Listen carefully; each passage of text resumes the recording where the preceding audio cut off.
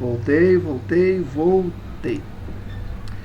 Agora tem essa galera aqui, ó, os cipaios. Quem são os cipaios? Ah, tá. Antes de entrar nos cipaios, nós temos essa foto aqui, que inclusive eu tirei do livro de vocês e não ficou tão boa, mas dá para perceber. Essa aqui é a desigualdade presente na Índia. Uma porção muito mais pobre, mas muito mais pobre. E aqui atrás, ó, uma cidade grande, né, com prédios gigantescos, né, a civilização, para mim não tem nada de civilizada, né. Então, essa é a dicotomia, muito parecida com o Brasil, inclusive. Mas o que a gente vê na Índia é um cenário monstruoso, não que no Brasil também não seja, né. Mas, enfim, essa é a desigualdade presente na Índia. Esse é o retrato da monstruosidade construída ao longo dos anos. Sobre os cipaios. Os cipaios foram soldados indianos cansados da opressão e do racismo britânico. Gente, os europeus, durante o século XIX, e antes inclusive, vamos focar no século XIX, né? Eles não só chegaram, oprimiram a população, forçando a população a produzir o que eles precisavam, forçando a viver do jeito que eles queriam. Eles eram extremamente racistas.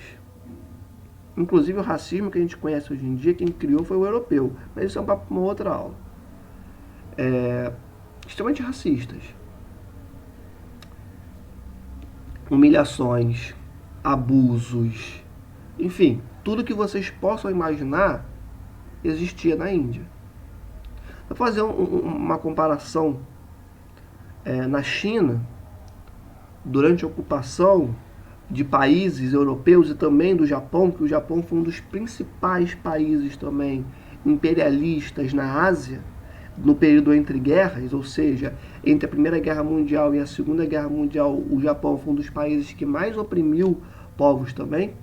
Então, a Europa Ocidental e Japão fizeram esse movimento perverso pra caramba, Estados Unidos também, tá? Mas nesse momento a gente tem uma atuação muito forte desses dois polos, né?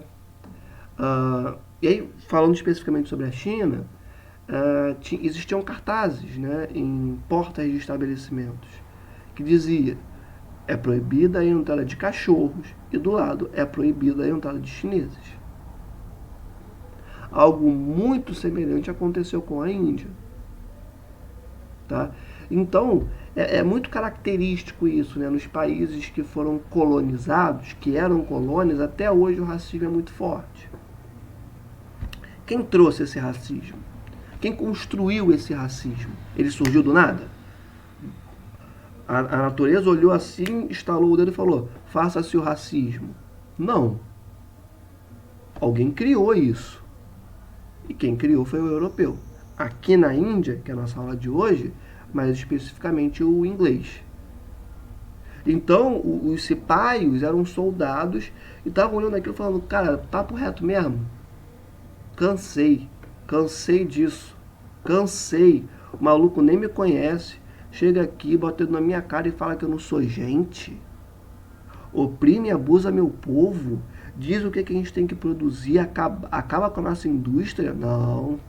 Peraí que eu vou responder esses caras. E respondem. Eles tinham um número superior aos oficiais britânicos. E muitos britânicos morreram com essa movimentação dos cipaios. É uma estratégia de defesa mesmo. Estão se defendendo dessa ação extremamente opressora dos europeus. E como resposta, os ingleses começam um processo de perseguição dos cipaios muito grande. Então os cipaios conseguem matar uma quantidade muito grande de britânicos, né, conseguem responder, né, a essa violência tremenda que os britânicos estavam desenvolvendo, mas como contraponto, os britânicos vêm e começam a perseguir cada vez mais os cipaios. E aí vem Gandhi. Gandhi, nesse cenário de guerra, de violência absurda, ele vai propor uma estratégia de luta diferente. Que a estratégia de luta se pautava na resistência pacífica. Então Gandhi ele vai ter um movimento de não, concordo, temos que lutar, temos que botar esses... Eita, chutei aqui tudo, desculpa gente. Temos que colocar esses europeus para fora do nosso país. Que isso? Mas vamos fazer isso de maneira pacífica. Vamos fazer isso sem matar ninguém.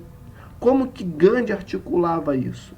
Ele se pautava sobre uma não violência, né, mas desobediência civil.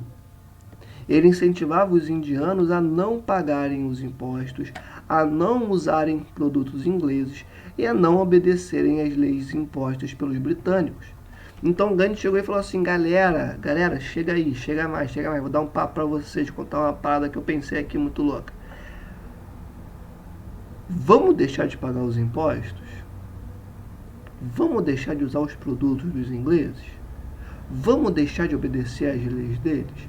Porque assim, os caras chegaram aqui, criaram leis que não tem nada a ver com a gente, eu nem conheço eles, não tem nada a ver com eles, sabe? Por que a gente segue as leis deles? Então Gandhi propõe isso. E ele soma cada vez mais um número muito significativo de pessoas. Cada vez mais e mais gente começa a seguir Gandhi. E ele propunha longas caminhadas de protesto. Então ele falava, galera, vamos se juntar, vamos fazer uma caminhada grandona aqui para protestar contra esse cenário extremamente opressor que esses caras estão impondo a gente. Então ele promove essas longas caminhadas de protesto. E a partir de 1930, eu sempre vou deixar claro o ano, porque parece que foi há muito tempo, e não foi. Foi no início do século XX, nós estamos no início do século XXI. A partir de 1930, Gandhi liderava uma gigantesca campanha pacífica de desobediência civil. Então Gandhi foi trocando ideia com o pessoal, trocando ideia, a galera começou a seguir Gandhi, e aí uma coisa que começa pequena se torna uma gigantesca campanha pacífica de desobediência civil. Então a galera deixa de pagar impostos, a galera passa a não comprar mais produtos ingleses, passa a desrespeitar as leis britânicas, né? Então isso gera um cenário muito complexo para a Inglaterra. E com isso, Gandhi ganha um apoio popular, ou seja, o povo indiano começa a apoiar cada vez mais Gandhi, e também um apoio estrangeiro. A galera de fora começa a olhar e falar, nossa, que louco isso que eles estão fazendo, a forma como eles estão lutando, e começam a apoiar o movimento de Gandhi. E o que acontece? Começa a se gerar uma pressão muito grande interna e externa. Então o cenário internacional começa a pressionar muito a Inglaterra, para a Inglaterra meter o pé, parar com essa parada, parar com essa história de oprimir o povo indiano, e também uma pressão interna muito grande, a partir dessas ações que eu já falei para vocês. E esse cenário que eu acabei de apontar, mais o desgaste da Inglaterra pela Segunda Guerra Mundial, vamos lembrar que a Inglaterra participou da Segunda Guerra, né? E, assim, foi uma guerra muito monstruosa. Então, os gastos econômicos e gastos de pessoas, né, foi muito alto. Então, vocês peguem a pressão interna muito grande e a pressão externa muito grande, mais o desgaste da Inglaterra na Segunda Guerra Mundial. O que nós temos como produto? Nós temos o reconhecimento da independência da Índia em 1947. 1947. Eu fico muito impressionado, como que outro dia existiam colônias. E esse é um ponto muito importante da gente se questionar também. No início do século XX, lembrando que a gente está no início do século XXI, no início do século XX, a maior parte da humanidade se encontrava em estado de colônia. Aonde se estava alocada essa maior parte da humanidade? Em África e na Ásia. A Índia se torna independente apenas em 1947. 47, tá certo. Outros países africanos só vão se tornar independentes em 1994. 94, batendo na porta do século XXI. É isso que eu quero que vocês percebam. Como que o imperialismo, né, que começa ali com muita força, no século, na verdade, o imperialismo ele começa desde lá no século XVI, né? Quando começam esse mesmo processo nas Américas, enfim. Mas ele vai pegar a África e a Ásia com muita força, século XIX. Que vai ter a partilha da África entre os europeus, né, século XIX. Como que eu quero que vocês percebam como que foi complexo esse movimento e como que a riqueza dos países da Europa Ocidental, hoje, que a gente vê, percebe, nossa, como eles são evoluídos, foi desenvolvida às custas de muita luta e muito sangue dos povos oprimidos. Tanto de África, quanto de Ásia, quanto de África, da América. Se desenvolver às custas dos outros é mole. Vamos continuar. A Inglaterra, por mais que tenha reconhecido a independência da Índia em 1947, manteve a Índia presa à Comunidade Britânica de Nações. Então ela falou assim, não, tranquilo, você é independente, mas vai continuar aqui sobre o meu manto, digamos assim, de influência. Manteve a Índia presa à Comunidade Britânica de Nações. Gandhi foi morto pouco tempo depois da independência por um indiano usando arma de fogo. Professor, peraí, o indiano matou o Gandhi? Mas ele não ajudou nesse processo de independência da Índia? Vou explicar o seguinte. A partir do momento que a Inglaterra reconhece a independência da Índia em 1947, ela faz um segundo movimento, que é o seguinte: não, beleza, eu vou reconhecer aqui a galera tá independente, mas eu vou dividir esse território e vou entregar cada parte desse territóriozinho às elites locais, elites regionais, né? Ou seja, a Inglaterra falou, não, tá tranquilo, quer ficar independente? Então vai ficar independente. Não, tudo nosso. Todo mundo aqui, ó, independente pra caramba, mas eu vou recortar teu território e vou entregar cada partezinha para cada elite regional. É aí que é formado o Paquistão. É aí que é formada a Índia como nós conhecemos hoje em dia. É aí que outros territórios são formados ali naquela região. Então começa um processo de desenvolvimento de outros territórios que anteriormente compunham o território da Índia. E com essa formação de novos territórios começa um processo migratório muito grande. Do Paquistão para a Índia, da Índia para o Paquistão e para outros países. A galera começa a fugir. Não, peraí, eu não sou hindu. Não, peraí, eu não sou muçulmano. Então começa a fugir para conseguir encontrar as regiões que conseguissem ficar mais de acordo.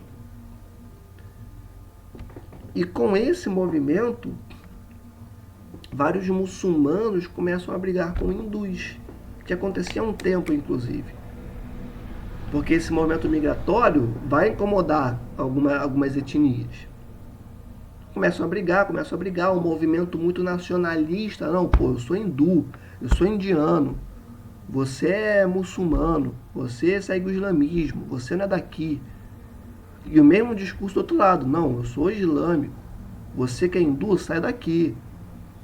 Então, começa um fortalecimento de nacionalismos que sempre é muito danoso. E começam conflitos. E a Inglaterra, quando ela faz isso, depois ela vira para a ONU e fala, ONU, te vira, meti meu pé. E joga para a ONU a responsabilidade de lidar com as questões desenvolvidas a partir do separatismo e a partir da questão da Caxemira, que tem uma relação direta com isso. É isso. E Gandhi, ele não ligava, assim, quer dizer, ele ligava, né, para a repartição do território. Mas se você fosse muçulmano, tá tranquilo. Se você fosse hindu, tá tranquilo. Se você fosse cristão, Legal. E isso incomodava, né, vários nacionalistas, né? Ficavam incomodados com essa situação. E o cenário levou até a morte de Gandhi por um desses nacionalistas hindus. Sacaram? É isso. Às vezes dou mais pausas que eu olho para ver se estou no tempo, tá? Vamos falar agora especificamente sobre os conflitos na Índia. A divisão do subcontinente indiano pós-independência, que acabei de falar para vocês. O território foi dividido em República da Índia, República do Paquistão Ocidental e República do Paquistão Oriental. Tá? Então, o território que antigamente era a Índia, como um todo, passou a ser dividido em 3 partes. A Índia, o Paquistão Oriental e o Paquistão Ocidental. Pera aí, gente, que eu abri aqui a janela. Desculpa o barulho, deve estar um calor muito grande. Então, voltando. Então, vamos ver essa repartição da Índia por conta desses pontos que eu apontei para vocês, tá? Em 1972, o Paquistão Oriental se separa do Ocidental. Então, tem essa cisão entre os dois Paquistãos. E aí, o Paquistão Oriental passa a se chamar Bangladesh.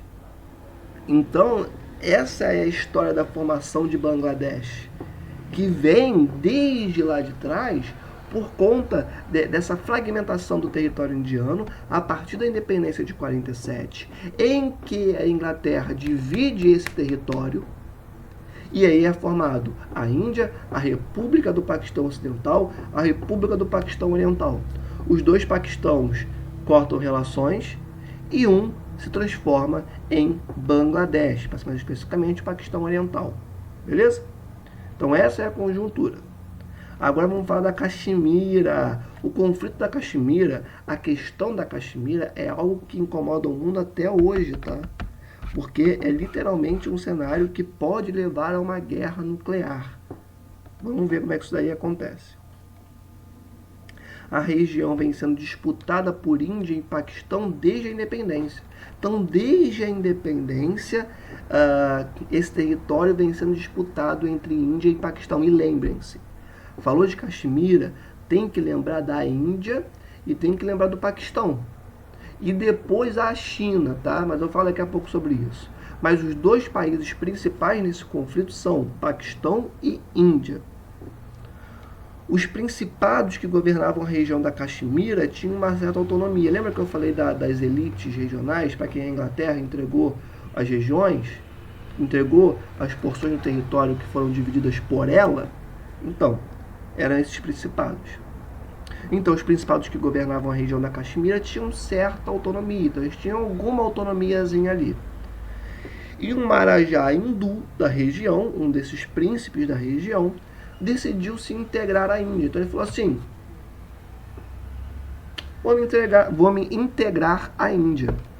E integrou o seu território ao território da Índia. E aí o que aconteceu? É só para ilustrar, esse aqui é Gandhi, tá? Essa aqui é a fotinha de Gandhi, Mahatma Gandhi. E óbvio que essa atitude do Marajá entrou em conflito com os interesses do Paquistão. Porque o Paquistão queria a Caxemira e a Índia também. Professor, por que todo mundo quer a Caxemira? Gente, expansão territorial, né? Aproveitamento dos recursos minerais, né, que tem naquela região, aproveitar os metais presentes na região. Gente, tudo vai fazer dinheiro, tá? Então, isso entrou em conflito com os interesses do Paquistão. E isso levou ao início do conflito que envolveu toda a região da Caxemira, de 47 a 48. Só ver se está gravando direitinho. Tá gravando, beleza. Então isso leva ao início, né, do conflito da Caxemira, de 47 até 48. Com a independência, os britânicos entregaram à ONU a autoridade sobre os conflitos na Caxemira. Lembra que eu acabei de falar para vocês? Eles dividem a região, chegam para a ONU e falam: ONU, te vira, não tô nem aí para esse Paquistão que apareceu agora, não tô nem aí para essa Índia, não tô nem aí para Bangladesh, Caxemira aí, ó, te vira, eu tô metendo meu pé. O que a ONU faz? Em 49, ela divide o território em duas partes. No caso, que território? O território da Caxemira. Divide a Caxemira em duas partes. Uma parte foi dada para a Índia, que ficou chamada de Jammu e Caxemira, tá? Não precisa saber esses nomes. E uma outra parte foi dada ao Paquistão, que foi chamada de Ladakh e Caxemira. Não precisa saber esses nomes, tá? Só precisa saber que a ONU deu uma parte para a Índia e uma parte para o Paquistão. No início da década de 60, a Índia invade a parte leste da Caxemira. A China invade a parte leste da Caxemira indiana. Então, na década de 60, a China olha para essa região da Caxemira e invade uma porção da Caxemira indiana.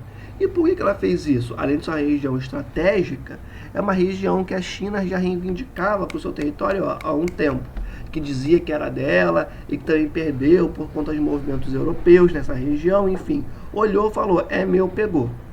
Professor, por que a Índia não reclama?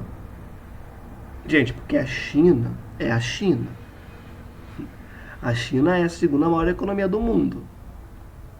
Você não briga com a segunda maior economia do mundo. Sem falar que é o segundo país que mais investe em tecnologia militar do mundo. Você não briga com o segundo país que mais investe em tecnologia bélica do mundo. Você não faz isso. Então, assim, a China tomou uma parte da Caxemira indiana? Tomou. E ficou por isso mesmo, tá? Eles têm algumas rusgas, alguns problemas. Aconteceu recentemente, ali na fronteira entre a Caxemira chinesa e a Caxemira indiana, um conflitozinho entre soldados, mas está proibido o uso de armas nessa linha que divide Índia e China. Então eles caíram na mão. Foi um conflito de soldados chineses e indianos se batendo, se socando na região. Tá? Isso foi agora, em 2020.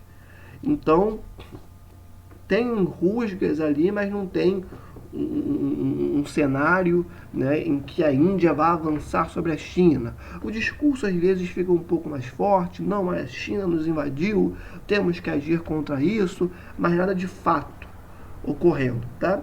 Houve essa troca de socos recentemente que deixou o mundo preocupado, mas foi só isso, tá? Vamos ver agora sobre o acirramento e o equilíbrio na região e vamos entender como que esse equilíbrio na região da Caxemira se desenvolveu e é presente até hoje. Mas isso na próxima parte, porque já chegamos aos 20 minutos, tá bom? Então eu vou dar uma pausa aqui.